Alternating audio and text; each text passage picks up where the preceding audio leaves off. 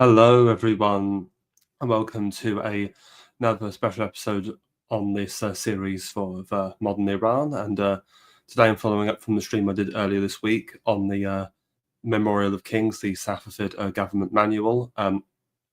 On Tuesday night, I covered the first two chapters in the introduction, going over the context for the writing of the manual, and for chapters 1 and 2, we were looking at the spiritual officers and the great political officers, the great emirs of the realm.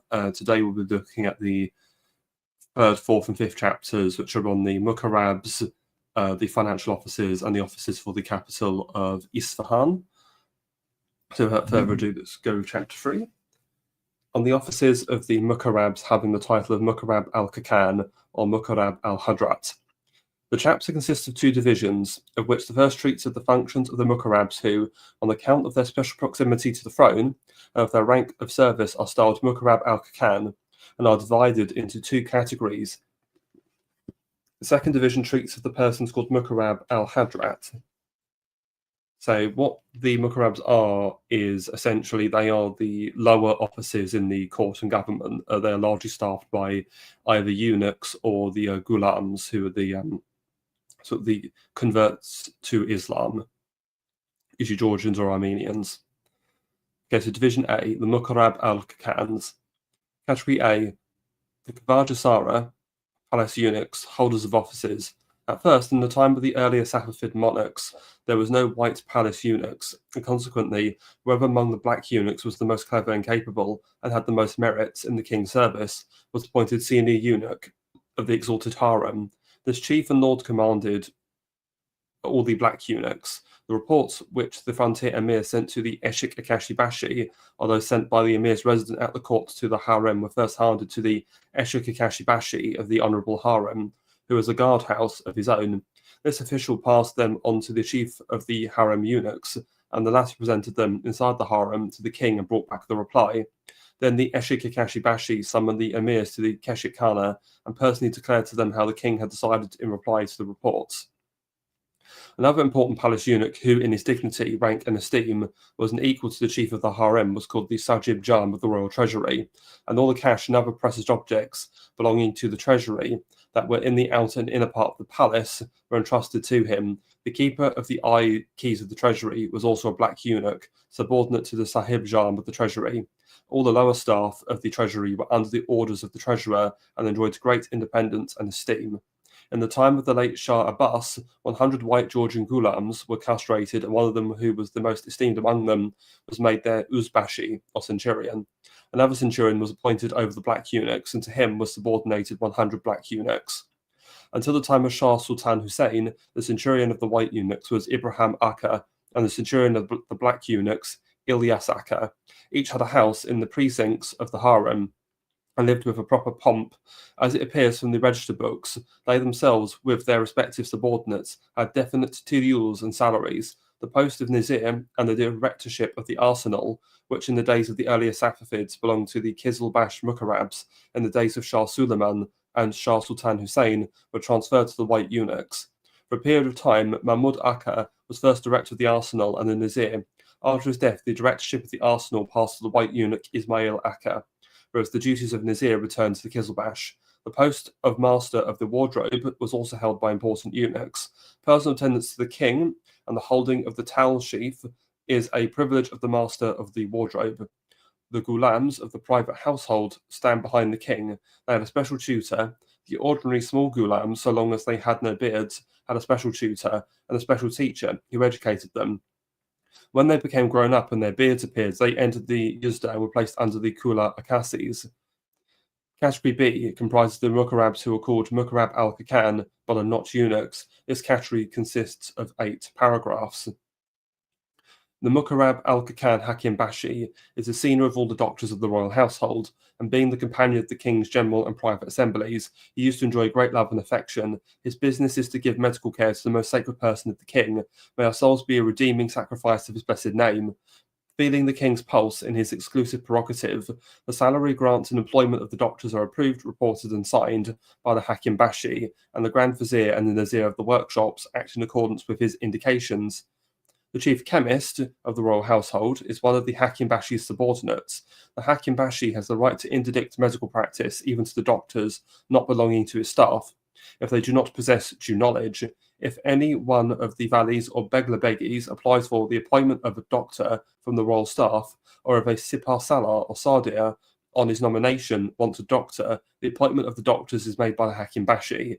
In the time of the late king, apart from the former Hakim Bashi Mirza Rahim, who drew a Hamar Sala salary of 400 tomans, the other doctors attached to the divan were 68 in number and a sum of 1,796 tomans and 6,366 dinars, consisting of Hamasala and sums payable in drafts, was assigned to them. So as you can hear from there, the Hakim Bashi was essentially the head physician of the Shah. They could actually lose their property or freedom if their patient died. So there were quite dire consequences for failure. Well, this was better than the Mongol period because under the Ilkhanate, if a patient died, the physician's life was forfeit. So at least you weren't executed under the Safavids. Next, similarly to the medical staff, the Mukarrab al-Kakan Munajim Bashi is daily present at the palace in order to make his suggestions in case the sovereign or the Mukarrabs should order him to ascertain a felicitous hour for the beginning of an affair, or for starting on a journey, or for putting on and cutting out new clothes. On the occasion of solar and lunar eclipses and on the king's birthday, the Kerchi Bashi and other emirs used to bring alms before the radiant glances of his majesty. Sometimes under the earlier Safavid monarchs, the sums were distributed to meritorious persons by the most learned and pious of the contemporary scholars present at the exalted court. On some other occasions, the distribution was made by the chief astrologer, but since the appointment of the Mullah Bashi, it has been he who distributed the above-mentioned sums. Briefly, we may say that the distribution of propitiatory alms to meritorious people on the occasions of eclipses and the king's birthday is to some extent connected with the Munajim Bashi and the Mullah Bashi. So the Munajim Bashi was essentially the court astrologer, and had actually worked very closely with the head physician, who would seek advice from him before administering any prescriptions to the Shah. So again, there's very interesting sort of astrological elements to the Safavid healthcare. Next, we have the Mu'ayyir al-Mamalik. From ancient times until now, the duty of the Mukarrab al-Kakan Mu'ayyir al-Mamalik, controller of Versailles, has been to see that masters possessing knowledge and experience should produce in the mint gold and silver of a definite standard and white without any fraud, and that the money is in the service of the divan should imprint on it the stamp submitted to the radiant looks of his majesty, and so silver and gold should be coined. As the glory and efficiency of the royal affairs depend on the khutbah and caliphal coins, and as the reliability of coins was recommended to the Mu'ayyir's attention, the chief of this service used to enjoy great confidence, esteem, and respect. The sovereigns of true succession entrusted all affairs regarding the mint to the Mu'ayyirs. The latter were admitted to all the general and private assemblies, and whenever they had some matters to submit, they were not prevented from the honour of kissing the carpet of the general and private assemblies.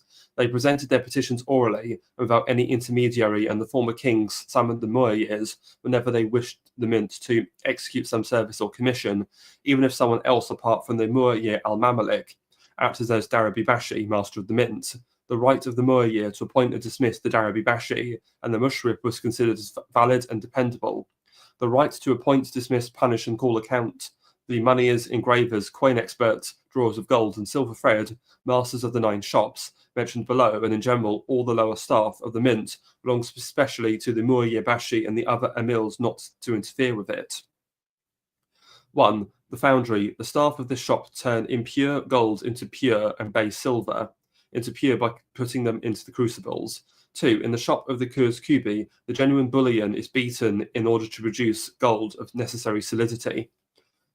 3. Ditto of Angari. After the completion of the previous operations, the gold is shaped into forged bars.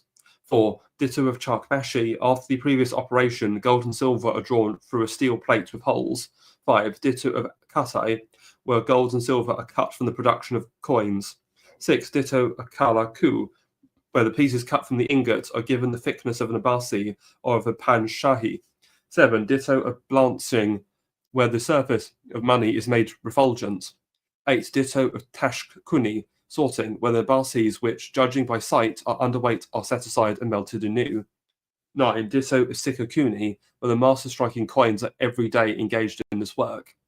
In accordance with the royal order, the dabbits, contractors, and workmen throughout the god-protected kingdom, as well as the people who draw precious metals, goldsmiths, money changers, inlay workers in precious metals, coppersmiths, etc., have no right to carry out operations in precious metals without the Muayyir's knowledge or that of his delegates, and must consider themselves as agents appointed and dismissed by him. The full standard of the gold coming out of the crucibles must be equal to the standard of an old Ashrafi Yidu booty. The standard of the pure gold used for plating silver must reach that of an old Dubuti coin. In the workshops producing silver thread, gold used for plating is usually of 5% quality. When it is required that gold brocade should be woven particularly rich in gold, the plating of high quality is 10%, and of the highest 15%. The sign of silver of perfect standard is what, when it comes out of the melting furnace, there appear on the surface of the ingot small excrescences in the shape of bubbles. Therefore, pure silver is called shakdar. The perfect standard consists in the following. If 100 mifkals of this shakdar silver be melted, the loss does not exceed the amount of 4 to 6 to 1 mifkal. The part of the produce which the Darabi Bashi, acting as dabbit, and Tavildar takes over debt for the royal household is called Vajibi or seigniorage. The Vajibi, which was levied by the Divan department from the gold and silver minted at the mint, was formerly as follows. Gold, 30 dinars per mifkal, and silver, 2 dinars. But later, the Muayyirs, in order to meet the requirements of the Divan department, gradually increased the amount of the Vajibi and established the practice of gold, 50 dinars per mifkal, and silver, 5 dinars. In the year when the former Shah was starting for Kazvin, the weight of an Abbasi was fixed at 7 dangs. After his return from that journey, and before the siege of Isfahan, the Muayyir al-Mamalik Muhammad Ali Beg, in order to increase the resources of the Divan department and the emoluments of the private household, after a report to the Shah, diminished the weight of the Abbasi by 1 dung and struck Abbasis of 6 dungs. He then added the additional 1 dang of silver to the Vajibi. From that date down to the 9th month of the year in which the Shah Mahmud ascended the throne, the Vajibi of the mint, in agreement with the rule established under the former Shah, was taken over and sent to the treasury as follows. Minted gold, 50 dinars per mifkal, silver, 33.5 dinars, 1 tasuj and 2 sha'irs per mifkal. The former Vajibi of silver was 5 dinars, and the new increase amounted to 1/7 of mifkal, i.e. 28.5 dinars, or 1 tasuj and 2 sha'irs. When it was reported to Shah Mahmud that the weight of an Abbasi at 6 dungs devaluated the royal currency, he ordered in Ramadan of the year of the hare that the Abbasi should be coined by the mint at the weight of 5 shahirs and the 9.5 dungs, and that the Vajibi of gold and silver for the private household should be taken as below, and that the difference in seigniorage should be eliminated. Gold per mifkal as before, minted 50 dinars, rupush in Nakta 100 dinars. Silver per mifkal, minted at 10 dinars, nacked and silver in rings 16 dinars. For this reason, the popularity of the 5 Shahi coins became such that after being struck, they were carried to the outlying provinces, and they are current even in the towns which have not submitted. Counterfeiting gives no profit if the coins are to be struck at this weight of metal. At present, the coins of His Majesty are 5 Shahis weighing 9.5 dung, as at the time of Shah Mahmud, and the gold Ashrafis struck according to the ancient norm at 4.5 dung, and God be praised, they enjoy great popularity and prestige in Isfahan and all the outlying provinces of the God-protected kingdom. During the reign of the former monarchs, the whole of the profits and the Vajibi of the mint was as follows. In the best years, when merchants brought from outside masses of Kurush coins, and when, at the time of particular prosperity of Isfahan, 400 workers, all present, were daily employed in the 9 departments of the mint, and the fabrication of plated silver thread and copper coins was farmed out for 500 to 600 or 700 tumans. The farmholder, on behalf of all the farm, given to him by Divan, used to send to the treasury 1,000 ashrafis and 100 nostalgia kila, which at the given rate was worth 250 tumans approximately, and moreover used to pay 350 tumans a salary to the muayyir, the Darabi Bashi, and other persons of the private household who were in possession of drafts. Apart from the above-mentioned sum, nothing else went to the treasury. From ancient times until now, 1/16 of the sum entering the private household has been assigned to the Muayyir al-Mamalik. Yes, so as we could tell, the Muayyir al-Mamalik, or the controller of Versailles, was a very important financial office, and he was the controller of the money supply. Um, as you can tell in that chapter, there's a lot of very detailed information. So it's possible the author of the Memorial of Kings may have been affiliated with the mint.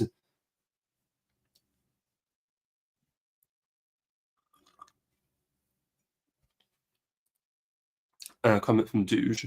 Generally being against religious conversions and marketing rebrands, I miss the hitman persona. Well, and sorry you feel that way, dude, but I felt I had to progress beyond it because one reason mainly because people were finding it hard to find the channel because it was just bringing up the bloody video game series, and secondly, I feel like I had to move beyond it. I think it was a bit juvenile, and I see this rebrand. I even hate using that word. I agree it comes across as very much smacks of marketing and commerciality, but ultimately I want to aspire to something more spiritually pure than something that's related to a video game. So I hope you can understand. But back to the text. So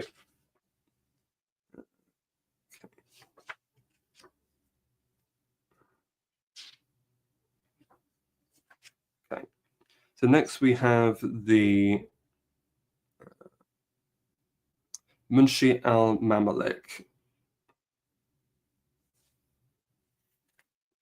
One moment, I've lost my place. Here we are. Okay. The duty of the Mukarrab al-Kakan, Munshi al-Mamalik, state scribe, is to draw in red ink and liquid gold the tugra on all the king's missives and on documents referring to employment, tilyul, hamasala, amount of salary, as well as on the orders sent by the Divan Begi in the following way. He writes the formula Hukim-i Jahan Mutta should on orders given by the Divan Begi. He writes Farman-i Humayun should on orders for payment of money, on applications for employment, and on orders for Tilyu, Hamasala, and the Soyugal of the military. He writes Farman-i Humayun, Sharafi Nafajd Yast on replies to letters, and on mifals. The affiliation diplomas of the Sufis and Soyugals granted to them are written by the Munshi al-Mamalik. In his secretariat, he had 28 persons subordinated to him. In Munshi Divan, 27 scribes of the secretariat, but actually none of them is in existence. The tracing of the tugra in liquid gold and red ink is done by the pen of the Munshi al-Mamalik and by no one else. He is one of the mukarrabs of the court forming the pivot of the world and one of the select members of the private and general assemblies. To his prerogatives belong approval of employment and salary to the scribes and redactors of the secretariat and appreciation of their manners and capacities. In the times of the former sovereigns, the state secretaries were beloved and respected and possessed various accomplishments. So this is a state scribe. The origins go back to the Mongol period, and it's quite a similar function to the Majlis Nivis, which was an office I discussed in the last stream I did. And again, it just shows you an example of where a lot of these offices, there's again a lot of overlap and conflict between these various roles. So again, just showing that the whole system was probably assembled in a very ad hoc manner. Okay, then we have the Keeper of the August Seal. So far as it appears from the register of the former Mukarrab al-Kakan, the Keeper of the August Seal, in olden times he possessed a tilyu on the district of Kum, etc., first to an amount of 364 tumans, and later 1,360 tumans, and 5,361 dinars. Sometimes the tiil was suspended, and in its place some governorship was given to the murderer. At other times, the office was given in the usual way without a tilyu. At present, the Skynoja of the world has granted the office under the previous conditions to the Mukarrab al-Kakan. Ala Dadbeg, the keeper's functions are considered among the great posts, and he is admitted to sit in the king's paradisiac company. In olden times, the duty of the murderer was to oppose the August Seal of which he was the keeper to the rakams by which viziers, mustalfis, and kalantars were appointed, and those referring to suagals, exemptions, immunities, and tilyus given to amirs, governors, etc. All these documents have been registered in the books. He opposed the seal inside the rakam in the corner of the title. Of late, this rule has not been maintained, and the keeper of the seal seems to have been collecting his fees as a registration fee. So the keeper of the August Seal, so they essentially, this is a bit like in the Western courts, such as England. This is like your keeper of the Privy Seal. They did not hold the seal itself, but which was actually held by the Shah's mother. They presented 2 documents to the Shah, who he then affixed with the seal, and he also functioned effectively as a minister without portfolio, so quite a flexible court position. Then we have the keeper of the Sharaf-i-Nafajd. On the functions of the Mukarrab al-Kakan, the keeper of the Sharaf-i-Nafajd seal, his duty is to oppose the small seal called Sharaf-i-Nafajd for the honour of legislation opposite the Augur seal in the inside corner of the Rakams and orders, appointing emirs, viziers, mustalfis, lashkar nivises, and all the major and minor officials at the exalted camp, or in the God-protected provinces of Iran. Even though, in order to escape the payment of the established fees, the officials had not presented their letters patent to the sealed by the keepers of the seal, the latter used to obtain from the register of the Taujir division of the Supreme Divan exact statements with regard to the established fees belonging to them, give these statements to the division of drafts issued by the Divan, and receive the equivalent from the sums allotted to the said officials. In this way, whether the letters patent were sealed by the seal, kept by the Mirdar or not, the latter collected his permanent fees. The fees of the keeper of the small seal are as follows, in the guise of the dushuluk of 835 dinars per tumen, levied on salaries. During the first year he collected, from what is levied on the letters patent of valleys, governors, and other major and minor officials of the God-protected province, 303 kazbegi per toman. From soya girls and exemptions, 320 dinars per toman. In the subsequent years, as also in the case of the Augur seal, the dushuluk is no longer levied. So essentially, this was the holder of what was known as the small seal. This position was not important enough to sit in the Shah's presence. On the functions of the Mukarrab al-Kakan, inkhorn holder of the seal of the sun-like signet ring, while the Vakia Nivis traces a tugra on the Bayadi of Defdari Rakams, this official presents them to the seal called Mir Aftar. His yearly salary is 32 mans, and for the amount corresponding to his 6 months' pay, he enjoys a tilyul. He also receives fees of 100 dinars per tumen of the estimated income of the emirs, governors, etc. During the first year of their appointment, from the Rakams giving employment, he collects a dishuluk of 50 dinars per tumen. From the Rakams referring to payment of cash or to leases, he receives 20 dinars per tumen. In public assemblies, he stands in the row of the Kirchian-i-Yarak, next to the senior Davatar, who is the Davat-i-Parvanayat. So the inkhorn holders were very minor positions who were paid moderate salaries. And as it alludes to their public assemblies, they had to stand amongst the arm bearers and not in the Shah's direct presence. So now we come to Division B of the Mukarrab offices. So the Mukarrab al-Hadrat, so this class of officials that were trusted servants, but who were not intimately associated with the Shah, they were divided into 2 groups. The former serve under the Eshik-i Bashi, and the latter serve under the Naziri Buyutat. And so firstly we have the Eshik Bashi of the Honourable Harem. So the Mukarrab al-Hadrat Eshik Bashi of the Honourable Harem, this office is entrusted to men of older age and service, enjoying more respect at the royal court and endowed with qualities of prudence, piety, and truthfulness. This official used to remain day and night at the gate of the harem. The gatekeepers and Eshik-Akashis of the harem are his subordinates to follow his orders. The keeping of order in the harem and commands and prohibitions to strangers and outsiders belong specially to the competence of the Eshik-Akashi Bashi, the harem. He confirms the salary and employment of his above-mentioned subordinates. Yeah, so this officer was essentially responsible for the threshold of the harem, making sure that no one who was not permitted to enter, such as, because only the Shah and the palace eunuchs were allowed into the harem, as well as the harem women. Then we have the office of the Yasu Vulan I Subat. Right. Aides de camp could only be the sons of respected emirs, and in olden times they were 8 or 9 in number. In private assemblies, they function on behalf of the Eshik-Akashi Bashi, and in public assemblies, they stand opposite the sovereign, while the actual duties are carried by the Eshik-Akashis.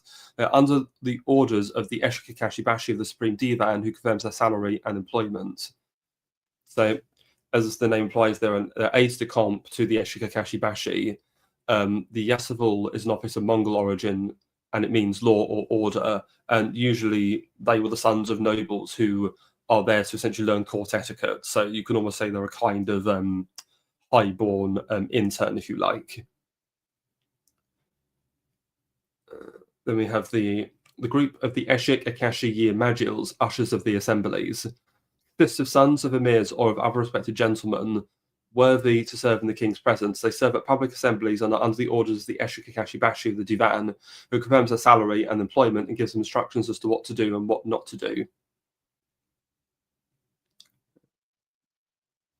So these are again the ushers of the assemblies. These were less important; they were not of noble stock.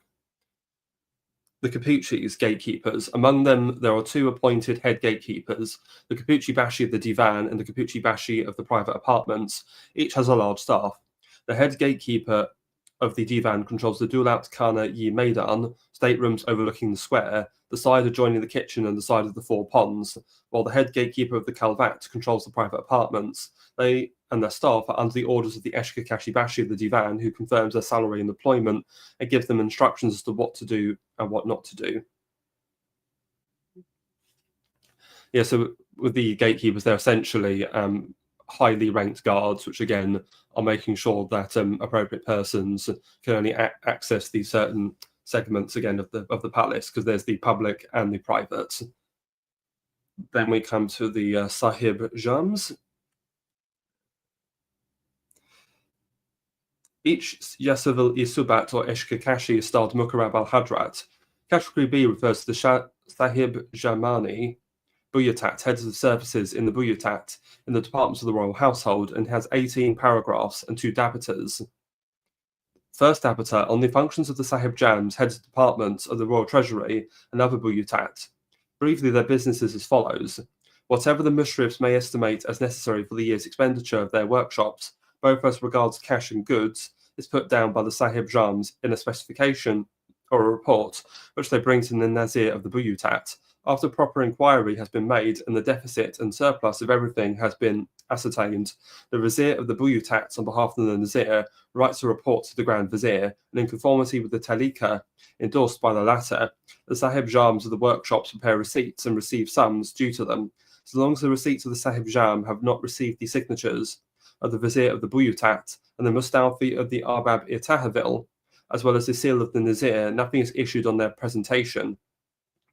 Second Abata, on the functions of each of the Sahib Jams of the Royal Buyutat in 16 paragraphs. Yes, so as it alludes to there, the Sahib Jams are the royal workshops or departments which answer to the Nazir Buyutat, or the superintendent of the royal workshops. The first office of which is the Sahib Jam of the royal treasury, has the title of Mukarab al-Kakan. All the cash sums of the God-protected provinces and of the capital, Isfahan, belonging to the Divan department, were remitted to the Sahib Jam. If some of the governors or agents of the state revenue were late with the sums to be sent to the treasury, the Sahib Jam of the treasury delegated to his subordinates the recovery of said sums and sent them to the provinces. When the sums due were recovered, he took delivery of them. As regards the revenue from the Isfahan guilds and contributions to the cost of government hospitality, 3,000 tomans in all, the Grand Viziers Muhammad Mu'min Khan and Shah Kuli Khan, each in the time of his office, entrusted their collection to the chief of their staff. Then Akka Kamal Sahib Jam of the Treasury presented a report to the former sovereign and just deputed his trustee, Haji Mahdi Khan, who every year collected the whole amount and sent it to the Treasury. Equally to be remitted to the Sahib Jam were the more valuable objects of the royal household, such as jewels, precious textiles, and presents consisting of books, sable marten, furs, gold embroideries, and other rare objects. The Sahib Jam of the Treasury enjoys great esteem and power, and the keeper of the keys of the Treasury is also one of the respected eunuchs of the palace.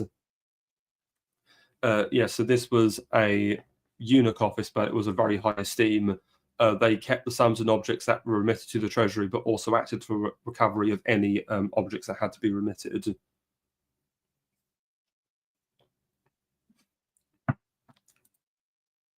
Douche again. All good, mate. Enjoy the content. I was in Tehran for all of 1 hour in the early aughts. Interesting. Oh, sorry about that. Early aughts, interesting experience. Well, that's fascinating.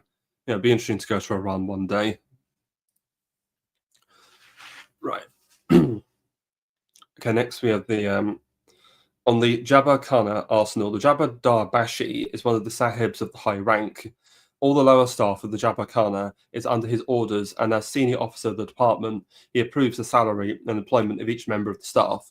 The Mushrif of the Jabba Khana is also a respected officer. All the sums remitted to the munition stores, arms and implements of war, bejeweled or plain, lead and powder, must be delivered to the Sab Jam with the knowledge of the Mushrif of the department. The Jabba Dar Bashi appoints keepers for all kinds of munitions, kept in the Jabba Khana of Khan. In that of Erevan and other provincial fortresses possessing munition dumps, and the provincial governors comply with his requests and treat him with due regard. The Jabba Dar Bashi is one of the highest Mukarrabs dignitaries of the court. Yeah, so essentially, this office is the director of the arsenal, another eunuch position. Had several subordinates, including locksmiths, cutlers, makers of arrowheads, makers of gunpowder, and fireworkers. So essentially, manages the all of the ammunition for the artillery and other projectiles, and so for the musketeers. Next, we have the Mukarrab al-Hadrat Sahib Jam of the Royal Tailoring Department. His duties are such as are explained below under 2 points. A. The first point is on the supply of goods which concern the Sahib Jam in question, and among them which are His Majesty's own garments. The procedure is as follows. The Sahib Jam of the Royal Treasury delivers to the Royal Kaikachi Khana the precious textiles chosen for the cutting of garments in the private household.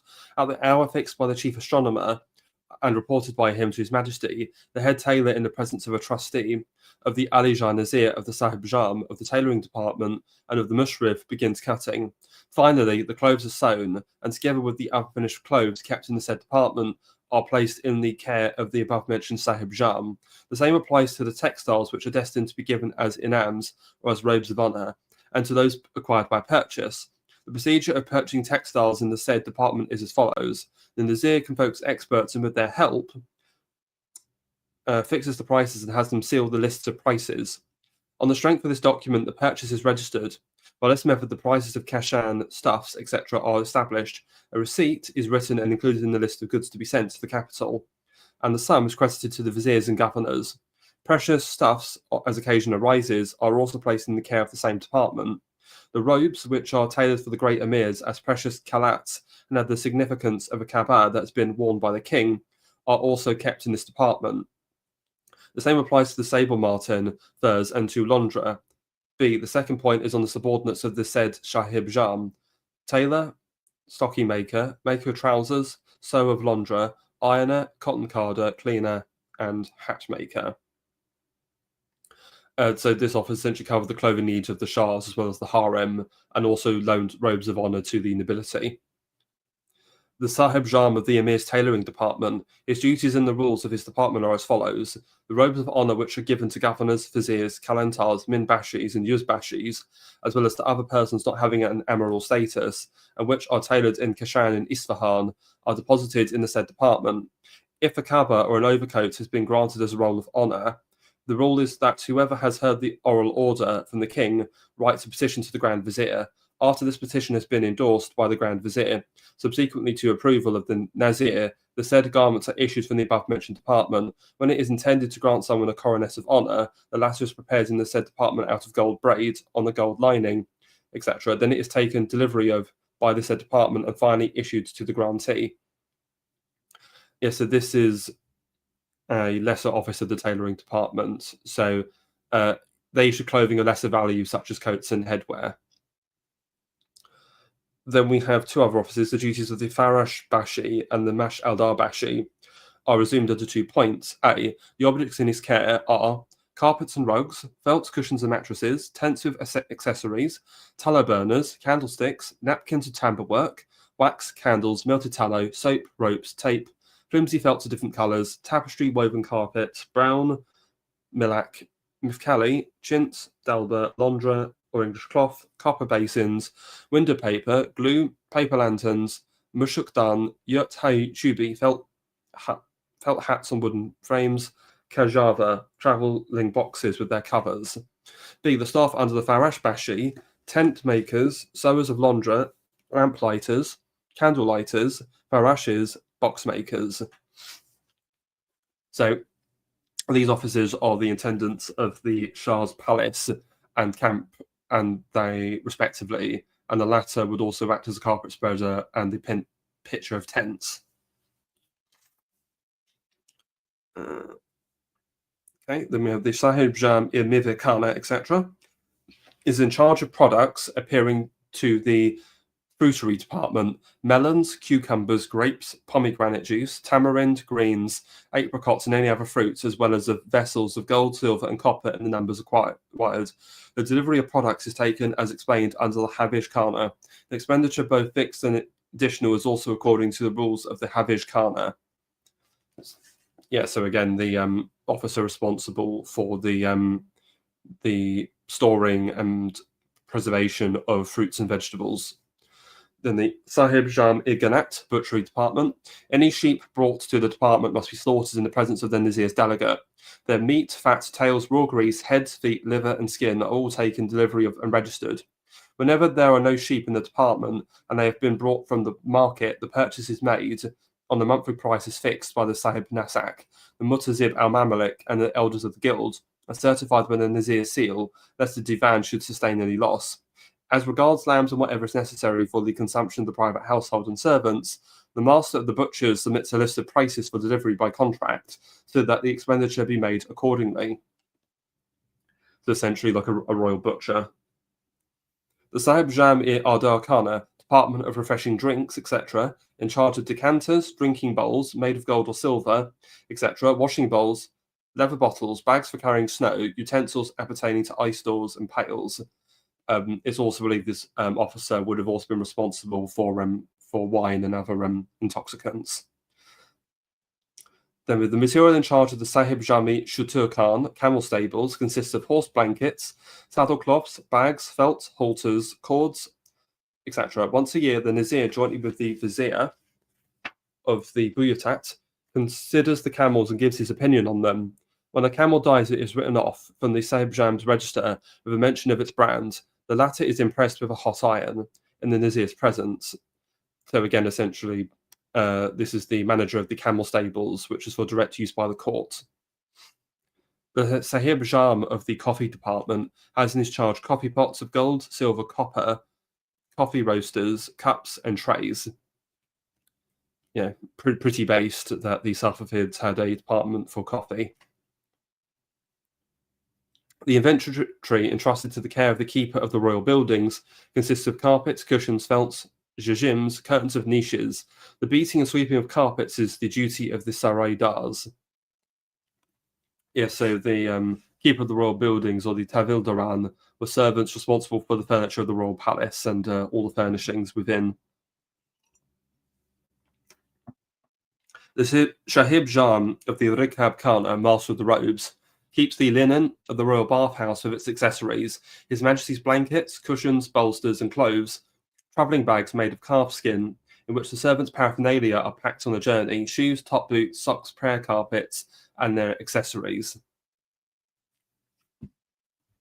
So the master of the robes, he would help the Shah dress and undress, and also carried any handkerchiefs, medicines, or perfumes for the Shah. So it was a very intimate office.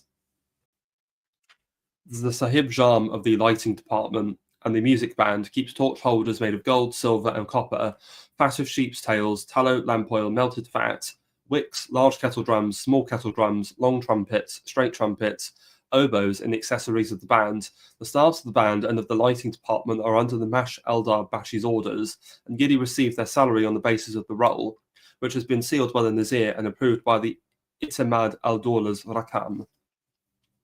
The lighting department was responsible for the lighting and heating of the palace. The Sahib Jam of the storehouse keeps barley, straw, clover, and grass of cereals destined for the fodder of the stable animals and of the caravan of mules, as well as horse blankets, light covers, saddle girths, halters, bags, hobbles, buckets, horseshoes, nails, lariats, shovels, felt for covers, nose bags, and the lighting material of the stables. So essentially the officer in charge of the royal stables. So it's separate from the the camels, because horses are not fond of the smell of camels, so they have to be kept separately. The Sahib Jam of the stables is in charge of the horses, mules, and asses of the department.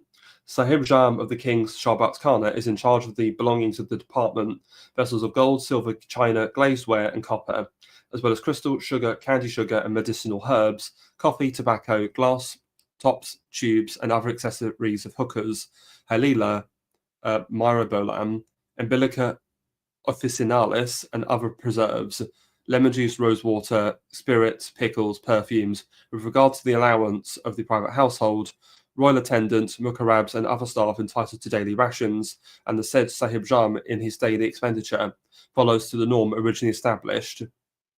Whatever additional expenditure he may have daily is affected by a voucher which every day is to be rendered operative, and without a voucher he does not put anything down to the expenditure. The Darabi Bashi, or Master of the Mint, must see that the moneyers strike coins according to the standards established for the Ashrafi and Abbasi, so that these coins should possess no defects. No one of the mint staff should tamper with them. He must be on the lookout, and whenever a forgery occurs, inform the Sahib Nazak. In case of minor offences, he makes an inquiry and punishes the offender. But if the offence is a major one and necessitates a report, he presents a report to His Majesty, and what the later decrees is carried out by the Divan Begi. He must also see that the nectar should be produced nowhere except at the mint, and not tolerate that coin should be struck of the base metal. The Jabi Bashi is the keeper of the sums belonging to the Divan. The Mushrif of the mint, by the order and with the knowledge of the Muayye al-Mamalik, remits the amount of Vijibi royalties to the Darabi Bashi. Daily he presents his day book to the Muayye al-Mamalik, who every month confirms the state of his accounts. The scribe, whom the Muayye al-Mamalik appoints as a colleague to the Mushrif, checks the accounts in order that there may be no discrepancy as to the sums remitted to the debit, and that the treasury may sustain no loss. Appointment and dismissal of the mint staff and the Mushrifs is a prerogative of the Muayye al-Mamalik.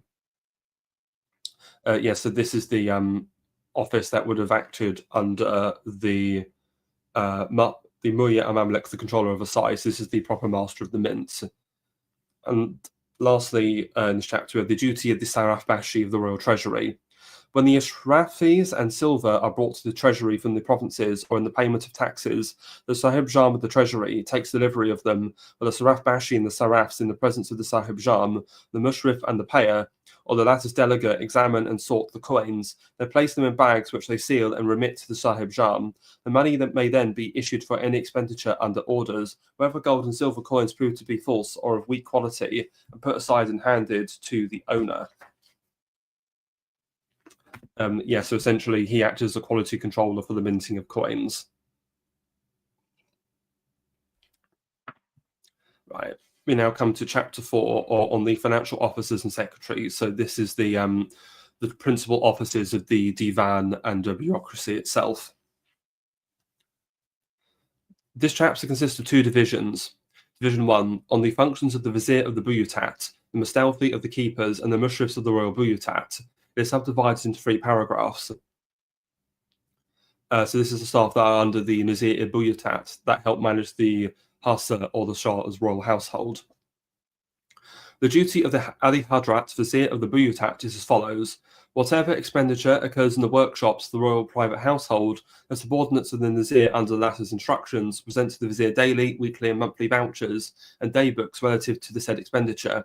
The Vizier, jointly with a scribe who draws his salary from the private household, collates and checks the documents, and if he is satisfied, endorses them and presents them to the Nazir's seal, so that no delay prejudicial to the private household occurs in the writing of the day books and vouchers. On the days of festivals or assemblies, the Nazir confirms how much food, sherbet, tertiary, etc. should be prepared for the consumption, and the Vizier of the Buyutat considers the list, makes his reckonings, takes a copy of the list and keeps it until the voucher arrives, to see that there should be no more expenditure mentioned than what was really supplied.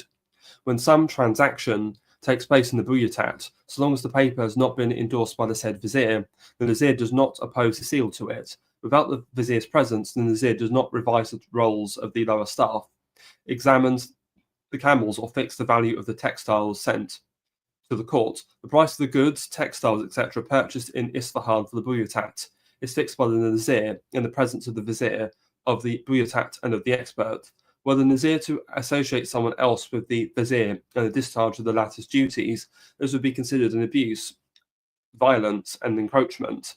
The salaries of the Buyutat staff, as the latter appears at the roll call, is given on the basis of the schedules endorsed by the Vizier of the Buyutat, sealed by the Nazir and confirmed by the Itimad al-Dawla's Rakam.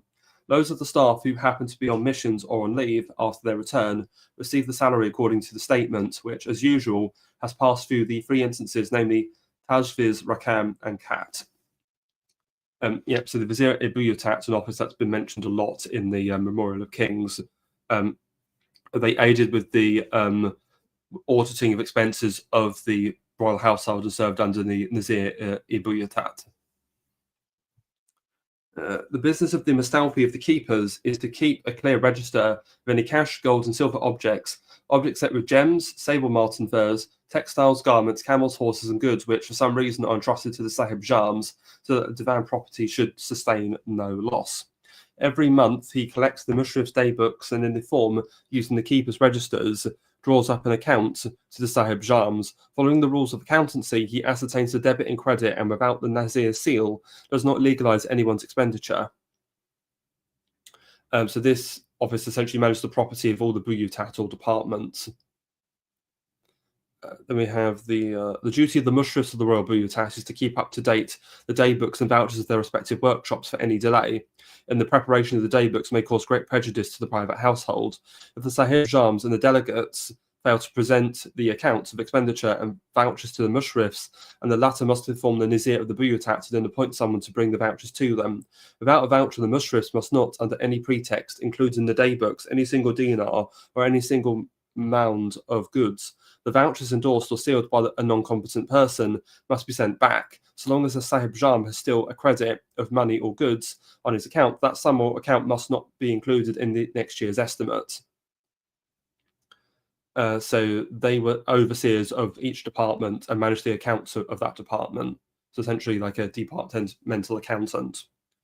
Division 2 on the functions of the viziers and the mustafis of the Royal Secretariat, who are in charge of the income and expenditure, and of those of the Daruga, Azab Bashi, etc., divided into 20 paragraphs. All the staff that belong to the Divan branch of administration. The duties of the Mukarrab al-Hadrat al-Aliyah Nazir of the Royal Supreme Secretariat are to seal, after the verification, rakams referring to employment, subventions, exemptions, soergels, pensions, orders for hamasala, tilyu, and cash of the whole of the government staff, as well as rakams for the appointment of officials and the single sheets of the accounts of the emirs in all the God-blessed provinces, though through whatever office they may pass, and also to clear the accounts received by all the provincial amirs and viziers, stewards, tenants, collectors, and agents of the Divan revenue. This is a special occupation of the said Nazir. He used to have 9 scribes of the Divan staff, of whom 8 registered and endorsed the rakams, orders for hamasala, and payments of cash, as well as certificates for hamasala, etc., which passed through various departments. The 9th scribe, after verification, endorses accounts, rakams, orders, and certificates, and traces should on them as they pass through the office. Then we have the Daruga of the Secretariat. And so essentially with the Nazir, they had a staff of 9 scribes, and they were responsible for making nominations and allowances and payments, which were then confirmed by the Grand Vizier. So the office of the Daruga of the Secretariat are to maintain order in the whole of the Secretariat, and if necessary to punish the Azabs and the other lower staff of the Secretariat. Claims and disputes between the said staff must be settled in his presence. He used to seal the inside of all orders and rakams relative to appointments, cash, tilyu, and hamasala, as well as the rakams of employment of the ranks of the victorious army, as well as the receipts of rakams and orders. He used to prosecute all the amils of the divan, such as viziers, contractors, dabit, mutasadis, and mubashirs of the state revenue, whose accounts are cleared and verified by the Nazir of the Secretariat. So essentially, the Daruga is from a Mongolian word for chief and was the head clerk of the Secretariat. Okay, now we go through several offices. These are the viziers and mustalfis. These were attached to the commanders of the 4 great military corps, the Kerchis, the Gulams, the musketeers, and artillery. They performed secretarial work and accountancy. and also acted as a royal oversight for the military and would report directly to the Shah.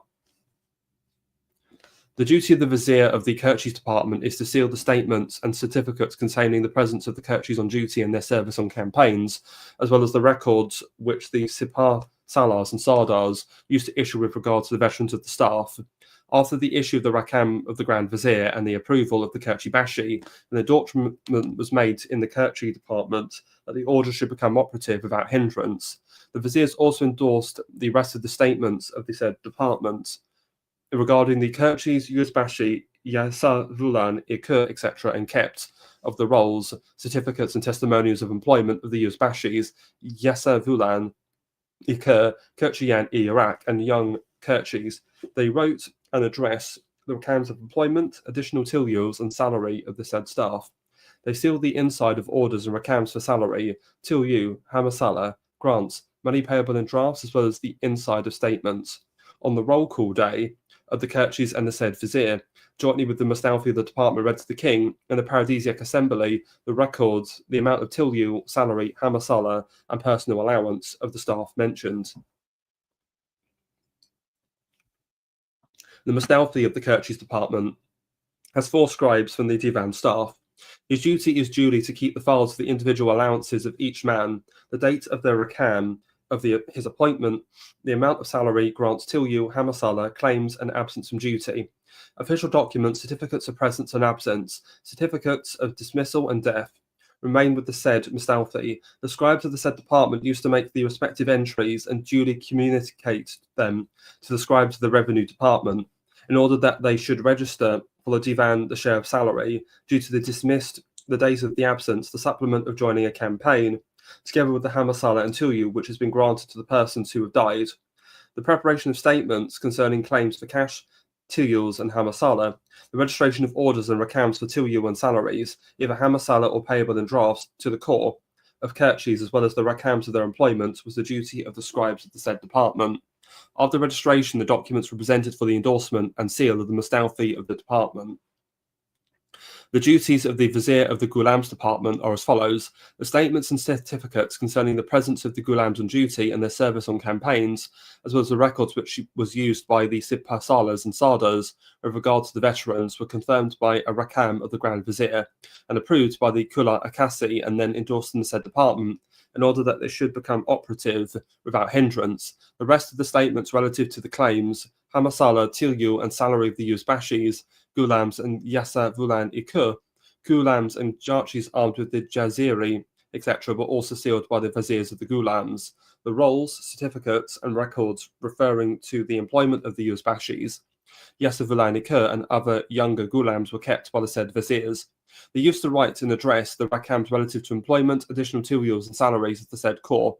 They also used to seal statements concerning the salary, tilyu, hamasala, grants, and money payable in drafts, as well as the inside of the rakams and orders of employment, tilyu, hamasala, and claims of the said staff. On the roll call day of the Ghulams, the said Vizier, jointly with the Mustalfi of the department, read to the king and the Paradisiac Assembly the records prepared for the occasion, containing the amount of tilyu, salary, hamasala, and personal allowance of the said corps. The Mustalfi of the Ghulams Department had 5 secretaries belonging to the Divan staff. He faithfully kept the individual files, mentioning dates of issue of rakams of employment, amount of salary, grants tilyu, hamasala, claims, and periods of absence from and presence on duty, official documents, certificates of presence or absence, records of dismissals and deaths, were kept by the Mustalfi of the department and his secretaries, and in accordance with them, data were communicated to the revenue department to enable the official of the latter to register for the divan the share due to the dismissed Ghulams, the days of the Ghulams' absence, and the supplement due to them on campaigning. The secretaries of the department had to prepare statements of claims, cash, tilyu, and hamasala, and to register the orders, rakams, and statements regarding the tilyu and salary of the said corps. When these documents were written and registered, they were endorsed and sealed by the Mustalfi.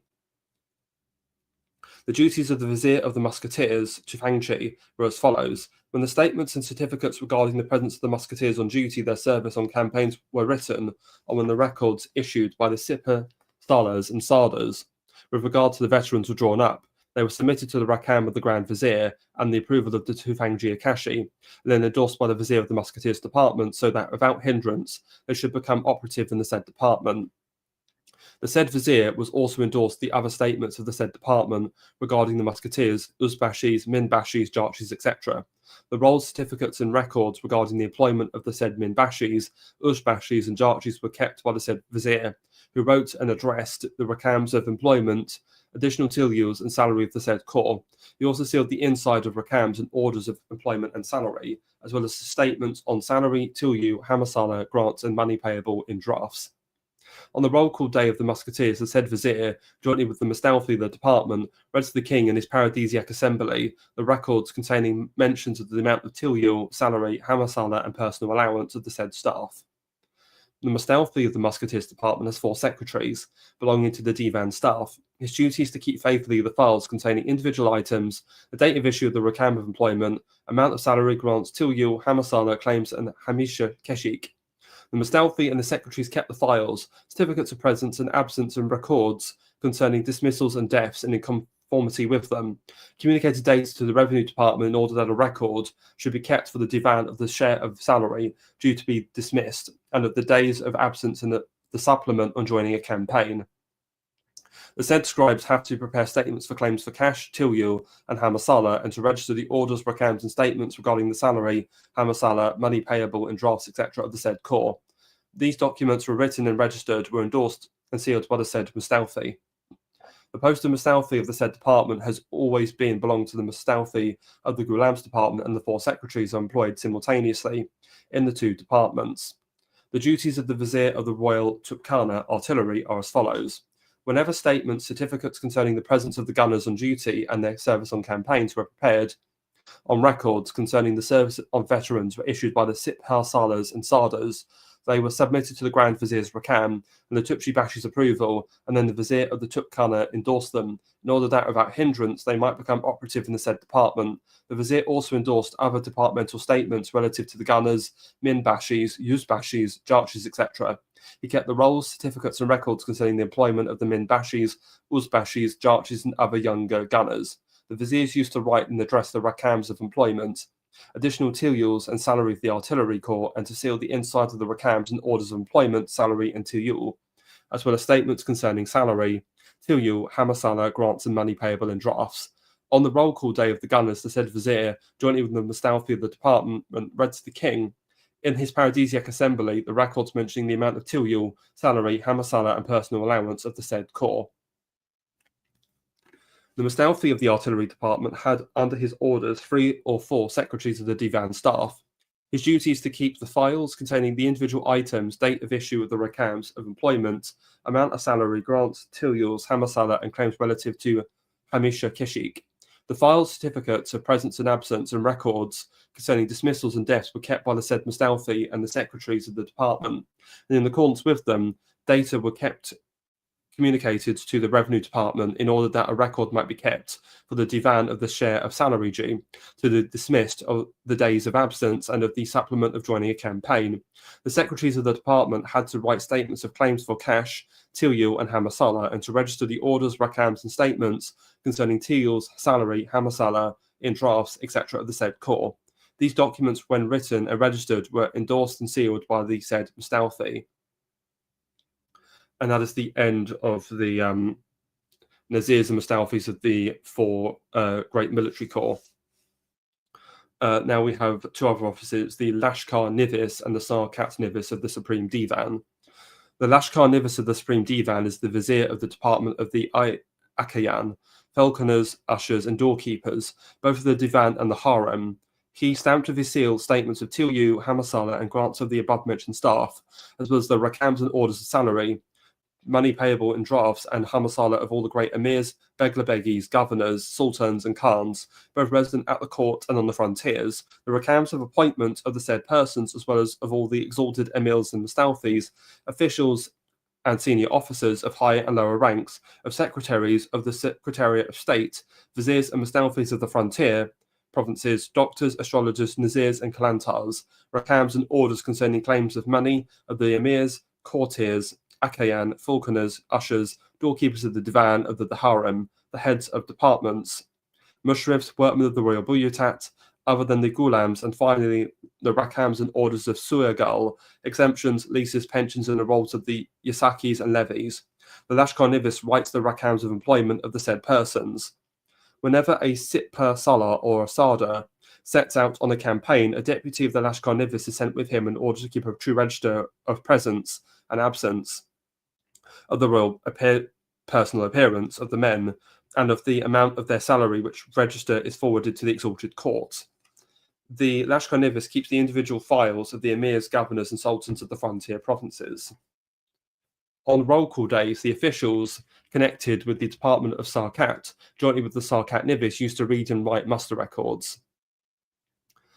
So ultimately, they're the equivalent of the Nazir and the Mustalfi for the Eshikakashi Bashi, the Master of Ceremonies. Next, the Sarkat Nivis of the Supreme Divan is the colleague of the Lashkar Nivis in all the latter's affairs, except in the writing of rakams of employment of all the said officials, in the sealing of the statements, rakams and orders of all the persons which are enumerated above, and belong to the purview of the Lashkar Nivis, and in the sending of delegates to accompany the Sipar Salars and Sardars. He is the Mustalfi of the Department of the Akayan, of all the orders and rakams of the officials and amils, the statements of claims for the money of the above-mentioned staff and the keeping of personal files, with the amount of tilyul, salary, hamasala, and money payable in drafts belonging to his duty. After these statements have been written, confirmed, and registered, the rakams and order. Hang on a minute.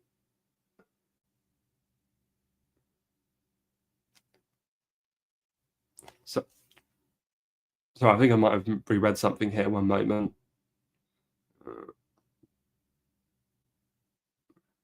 Right now, I am on the right place. Okay. Then the duties of the Dabita Nivis are as follows. With the exception of the sums entered in the private household or in the Avaraja department, all the rest of products and the rents collected by the Divan in all the provinces, as well as road taxes, taxes on the tobacco trade, duties on cattle, caution money accruing from summons, and poll tax of Indians, duties on cattle makers, fees of the officials of the Supreme Divan are dealt with in the department of the Dabita Nivis, now entrusted to Mirza Abul Hassan. The department has 15 scribes, of whom 4 are actually alive, while the 11 others died during the siege of Isfahan, or after it, and most of them have left no successors.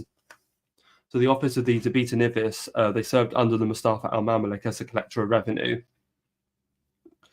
Then we have the duties of the Ali Hadrat Sahib Taujir of the Supreme Divan are as follows. He must audit all the accounts of the divisional chiefs of the expenditure departments and endorse and seal any kind of business done in the Secretariat. He used to have 12 secretaries, each of whom kept the register of a branch of the army, etc. All the rakams, orders, and pavanas regarding appointments in the Supreme Divan, employment, tilyul, salary, hamasala, exemptions, soyagals, pensions, etc., whether they concern the Divan or the private department or the department of the keepers, etc., must be registered in the Sahib Tawjir's department. All the accountancy of the God-protected provinces, with the exception of that of the Sahib Jams of the Royal Buyutat and of that of the keepers of the buildings, which are prepared in the department of the keepers, must be confirmed in the Sahib Tawjir's department. The accountancy records of all the payers and keepers of the private department, referring to operations carried out on the strength of rakams and orders, must be certified in the said department. Similarly, all the official statements must be confirmed by the Tawjir, department of the Supreme Divan, and a Buraki written from the said department. Certificates of Hamasala, etc., must be all registered and endorsed by the Sahib Tawjir and the secretaries of the department. The files of the instructions regarding the fees of the officers of the Supreme Divan and of the instructions concerning the collection of the Chupan Begi and other levies described belonging to the same department. The instructions issued by His Majesty were kept in the same department, and should at any moment necessity for an inquiry arise, the said department writes that the instructions are infringed and that no one should suffer oppression. The amount of personal allowances in the army and the emoluments of provincial governors are known through the said department. Most of the secretaries of the said department are no longer in existence. So this office also served under the Mustafa al-Mamalik as a master of assignments. They would allocate payments to beneficiaries and also manage the royal instructions or tariffs that were levied. And then we come to the duty of the archivist of the Royal Supreme Secretariat. is to endorse the rakams and orders of viziers and mustalfis, as well as the soyagals, exemptions, and orders for salary and cash. Of the aides de camp, ushers, and akayan, the files of the previous years, which were consulted only occasionally, were kept in the stores of the Secretariat. The archivist was in charge of them and kept them in order. So that was essentially an archivist for the Supreme Secretariat. The Yazab Bashi is the senior officer of the Yazabs and Pharisees of the Royal Secretariat. The files which are not stored are entrusted to him, and if some files were lost, he was responsible for the loss. According to the rules, the register of rakams and orders was endorsed by him. So the Yazab Bashi was responsible for the lower personnel of Farashas of the Secretariat.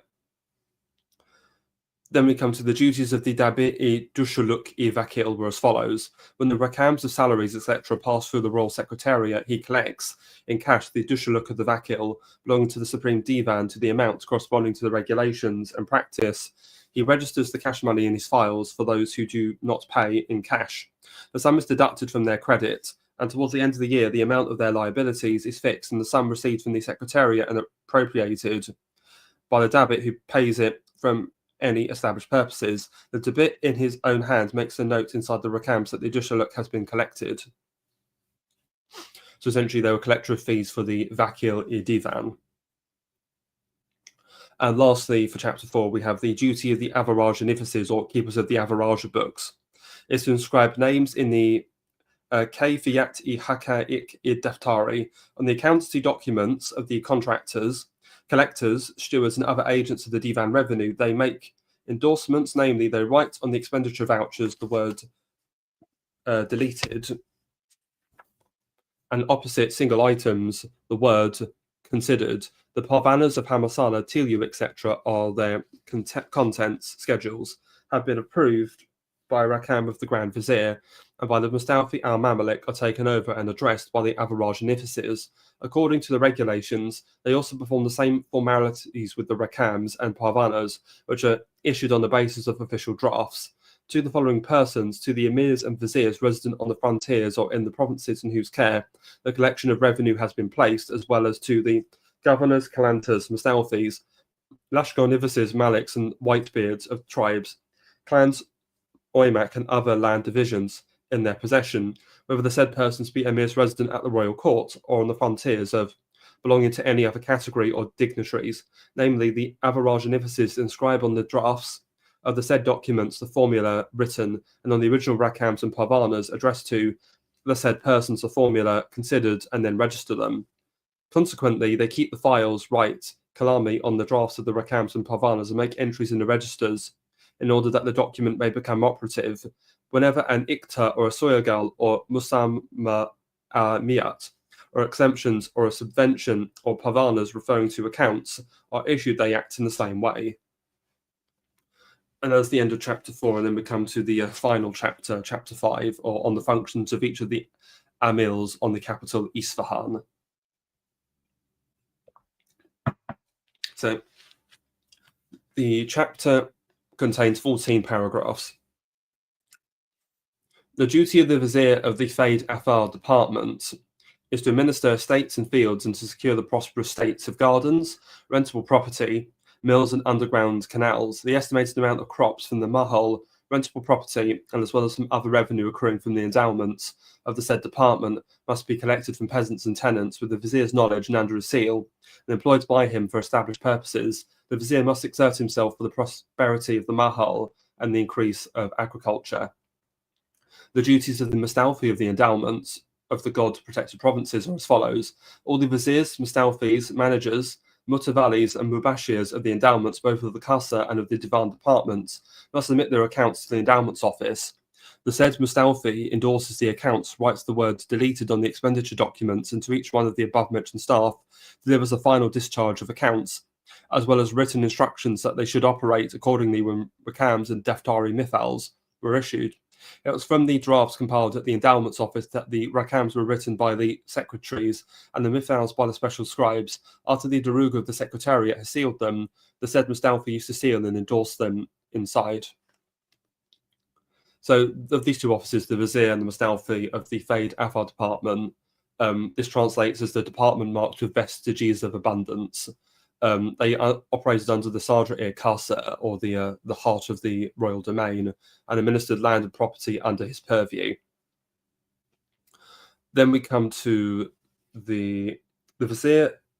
The duty of the vizier of the capital, Isfahan, is to administer the Mahal-i-Casa Lisa and to collect some revenue from the shops so that no place in the said Mahal remains neglected without cultivation. He gives whatever he considers necessary for the good state of the cultivation to the tenants and peasants in the guise of seeds and other encouragements, and later recovers it at the time of the harvest. He finds the managers and tenants for the rentable property of the royal private household and sees that no prejudice is sustained by the private household. He also finds peasants for every place where there are none and promotes its cultivation. He acts with particular care in the collection of the divan taxes. With regard to the revenue of the Isfahan controlled by the Mustalfi of the Isfahan, the said vizier endorses the receipts of the heads of the Buyutat, the documents of the Hamasala of the said Buyutat, as well as the other documents.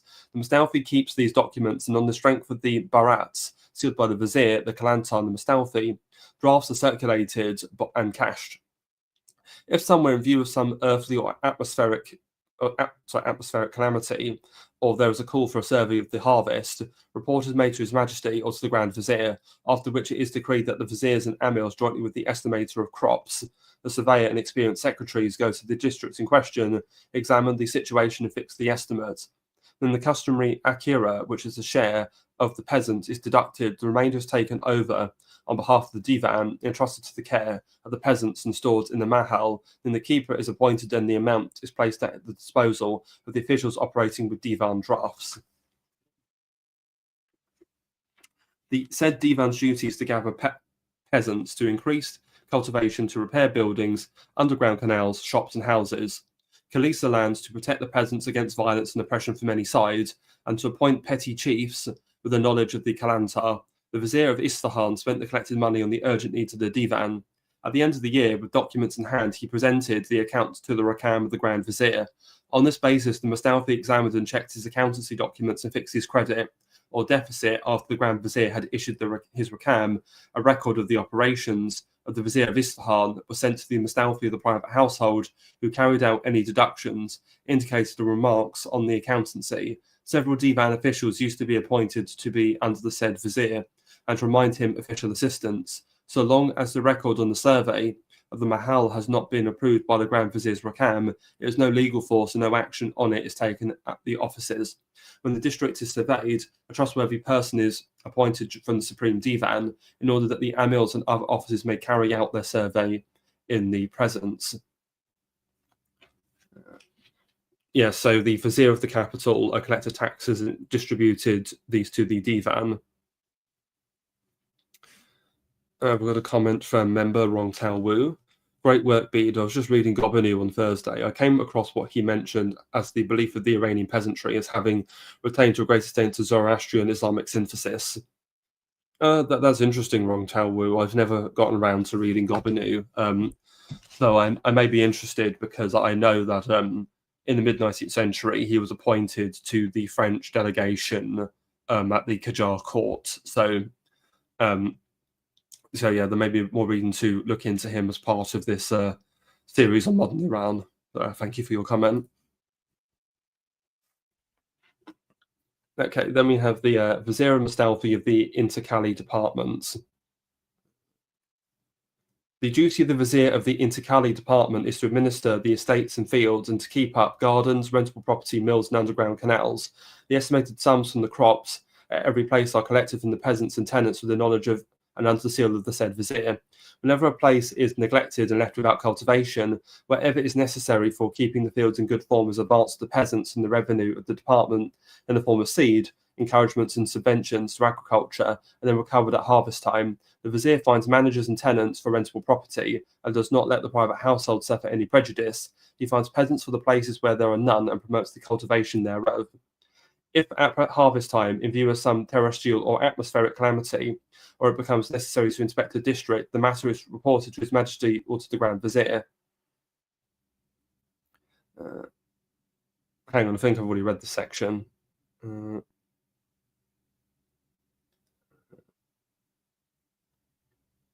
No, I'll carry on. The vizier must exert himself to increase cultivation, to prepare buildings, underground canals, shops, and houses on the land belonging to the categories of the Kalisa and Vakfi to protect payers, so that no one should cause them violence or oppression. But yeah, I have read this bit. Sorry.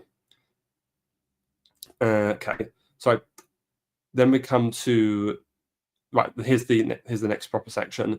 Special duty of the Ali Hadrat Mustalfi of the Sand, i.e., the Intikali department, is to draw and to assign the revenue from the crops and rentable property, and to clear and fix the accounts of the peasants and of the payers of the revenue accruing to the divan onto the endowments and collected by the said vizier of the Intikali. He has a number of scribes suitable to his requirements that are on his staff, and without his knowledge and his seal, no operation and matters entrusted to him is possible. After the fixation of the prices in the month of Sagittarius, i.e. November, which every year is carried out by the amils and officials according to the customary rule, the accounts of all the peasants and payers are closed in the books, and final receipts are issued to the payers under the Mustalfi seal. Every year, the Mustalfi is in conformity with the documents such as the Shinan Shiki have been submitted to the Grand Vizier's Rakam, writes a record of income and expenditure for the sums entrusted to the said department. This report is presented to the private households, and if there be any observations on the accounts or remarks on the keeping of the books, the Mustalfi of the private household carries them out. Yes, so these officers, the Vizier and Mustalfi of the Interkali department, they manage the lands transferred between the castle and the Mamalik, or the royal domain, and the provinces. Then we come to the offices of Kalantar and Nakib. The Ali Hadrat Kalantar appoints the wardens of the town, wards, and the elders of the guilds. The inhabitants of each ward and each village and the members of each guild appoint among themselves the person whom they consider sure and trustworthy. They draw up a testimonial for him and fix a salary for him, having had the document legalized by the Nakib seal. They bring into it the Kalantar's presence and obtain for him a certificate and an honorary robe for their nominee, who thereafter begins to administer their affairs. In the course of the first 3 months of each year, the Kalantar and the Nakib appoint someone to convene all the guilds and bring them to the house of the Nakib of Isfahan. Everyone's assessment is certified under the Nakib seal, and the result is brought up to the knowledge of the Kalantar. After this, by means of drafts sealed by the Vizier, the Kalantar and the Mustalfi, the sums which according to the books are due to the Divan from everyone in the guilds are drawn upon and split into parts. The Kalantar draws them with every guild in accordance with the Bunika, and the collectors of the Divan collect the sums accordingly. Several members of the Divan staff used to be under the Kalantar's orders for official assistance. The Kalantar's business is to examine and sum up the deliberations which the guilds hold among themselves concerning the amount of the Bunika and other affairs pertaining to their profession, in order that a practice should be established consistent with rights, reason, and customs of the country. When a complaint has been brought to the Kalantar about someone being guilty of violence and oppression towards a Rayat, peasants and artisans, it is the Kalantar's duty to act as the latter's proctor. If he can himself obtain redress, all is well. If not, he reports the case to the representatives of the Divan. He must prevent the powerful from wreaking violence and oppression on the weak, for otherwise such arbitrariness might result in discontent. The Kalantar must constantly strive to improve the condition of the Rayat in order to secure their prayers for the sacred person of the king. Okay. Yeah, so ultimately, the offices of the Kalantar and Nakib, the Kalantar was the mayor of the city with the Nakib as his deputy, and the latter was responsible for protecting the lower orders and collected duties from the guilds and managed local disputes. So the duty of the Nakib is to fix the assessment of the guilds. In the first quarter of each year, he appoints someone to convene the syndics of each guild. To their mutual satisfaction, he fixes the benika of each guild in conformity with the law, right, reason, and the customs and rules of the realm. To that effect, he writes a roll, seals it, and commits it to the Kalantar's department in order that the divan dues from each guild may be divided and drawn in that year in the manner indicated. Moreover, when a guild appoints any one master, it recognizes the said man's qualifications. This document, after legislation, is carried to the Kalantar from whom a certificate is obtained. And the Nakib also appoints the elders of dervishes, street performers, and so on. Okay, then we come to the Daruga of Isfahan. The Daruga of Isfahan is under the jurisdiction of the Divan Begi. His duty is to guard the town inside and outside so that no one may commit outrages and oppression or start brawls. The Daruga prohibits whatever is against the Shariat, such as courtesans, wine, gambling, in order that no one may acquire such habits. But if somebody commits these faults, the Daruga punishes him, prevents him from continuing, and exacts for the guilty fines proportionate to their offences. When 3 hours have passed on the night, the Daruga first spends an hour at the Caesarea gate, then with the suite appointed to be under his orders, mounts and patrols each night some part of the town, while his patrolling officers and the subalterns perambulate some other part, and at the time when the Nakara plays, he returns home. It was a custom to attach to the Daruga representatives the department of the Kerchis, Gulams, Akayan, musketeers, and artillerymen, who served as the Daruga's fought best. In the way which he considers appropriate or necessary, he appoints them to each of the wards of Isfahan under the direction of one of them, whom they call the Sard Dasa.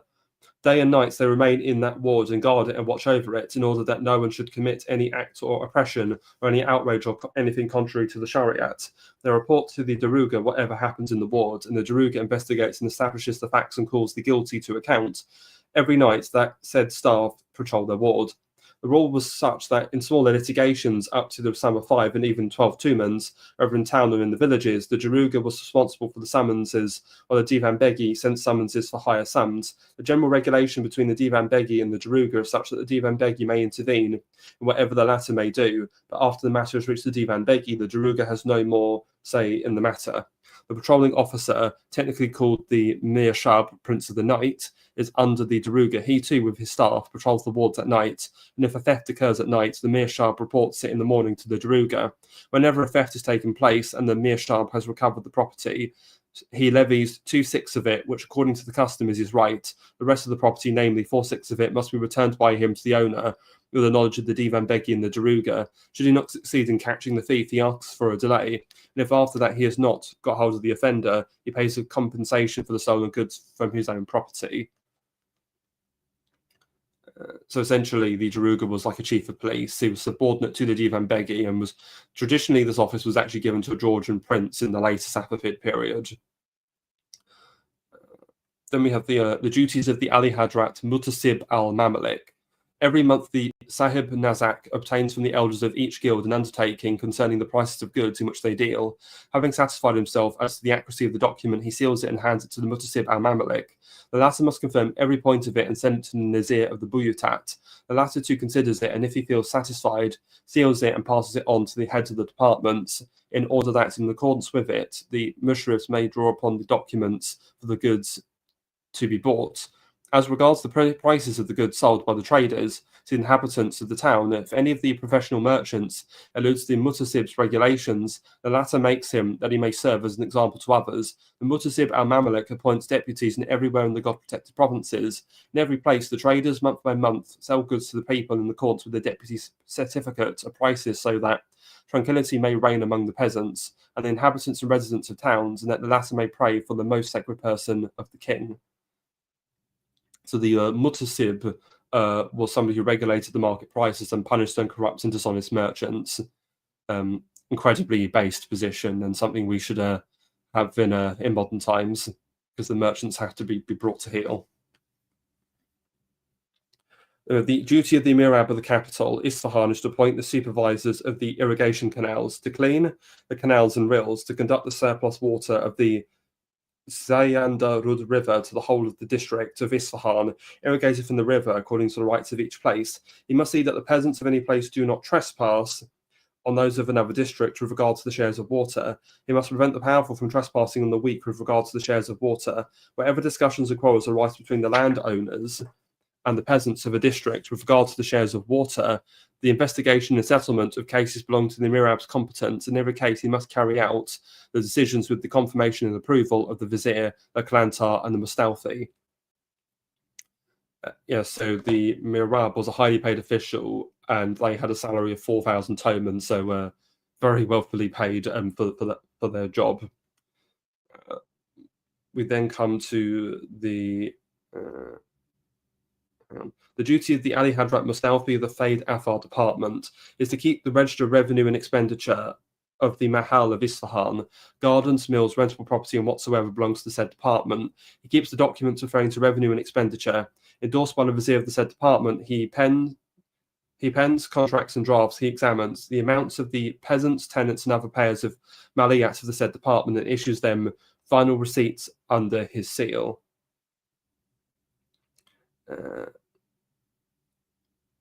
Okay, then we come to the Mustafi of Isfahan is to draw and to assign the revenues of the crops and to examine and fix the accounts of the peasants and the payers of the divan revenue collected by the Vizier of Isfahan. The Mustafi has 4 scribes under his orders. Without his seal, no operations are possible with the said revenue and crops.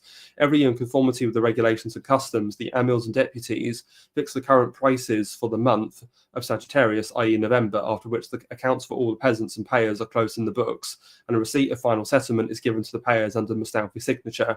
Preparation of rolls of summonses of men with donkeys, men with picks, etc., must be distributed among the community is also done in the office of the Mustafi of Isfahan, after which the summonses are sealed by the amils. Every year, the Mustafi of Isfahan prepares a record of income and expenditure for the revenue and crops of the Mahal under the control of the Vizier of Isfahan, doing this on the basis of the accountancy documents approved by the Grand Vizier's Rakam. This record is then sent to the private household, and if there be any observations on the accounts or remarks of bookkeeping, the Mustafi of the private household carries them out. Yes, and the Mustafi managed the accountancy for the Vizier of the capital.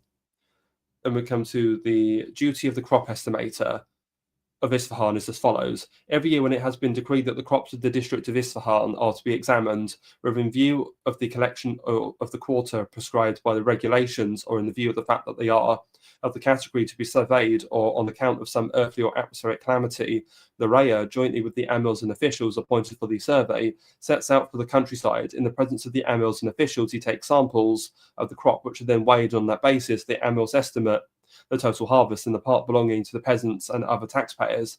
When the record of inspection has been approved by the Grand Vizier's Rakam, it becomes operative, and on that basis, the secretaries of the department make in their registers a repartition among the payers and close the accounts. So essentially, they were someone who surveyed the value of land and based the value of the crop yield. And finally, the last office, the duty of the manager or mutasadi of the gardens is always to seek to the prosperous state of the gardens belonging to the divan. In this task, he must show all the necessary diligence and at every season plant trees and grow flowers. As often as possible, he must grow and present to his majesty some gay flowers and first fruits, thereby to prove his good services.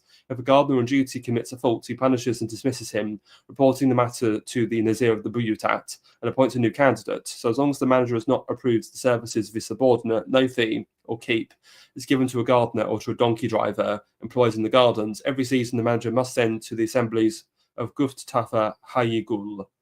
So they were essentially the chief gardener of the public parks, and they answered to the Nazir-i Buyutat. Okay, and that is the end of the Hadirat al-Muluk, the Memorial of Kings. As I mentioned, there's a conclusion section which is details information about the salaries of these various officials, but it's mostly a load of stats, and I think a lot of people would be bored to tears if I read through that. So I'm going to end it there. Thank you for everybody who's tuned in. I'm just going to go for any super chats I have, and this is your opportunity to ask me any questions before I get out of here. So on YouTube, we've had a super chat from Rong Tao Wu for $7. Thank you very much. I entropy stream more helpful, or would YouTube work? Well, entropy is preferable because entropy takes a smaller cut of the super chats. They only take about 10 or 15%, whereas YouTube, they take 30%, and then after that, they take another 20% of the remainder is taken by the IRS. So I only get like 55% of the actual super chat money on YouTube, whereas entropy, I get like 85%. So I would prefer entropy. Let me just check entropy to make sure no one super chatted there. One moment. Right. There's been nothing on entropy. Okay. Well, thank you for those who've watched and tuned in thus far. As people know, Hunger is engaged with other things at the moment, so we won't be resuming the series proper until at least another month, until October. But of course, I've got other streams in the works of any other people, and I'll announce them as they come. So thank you so much for watching, and good night.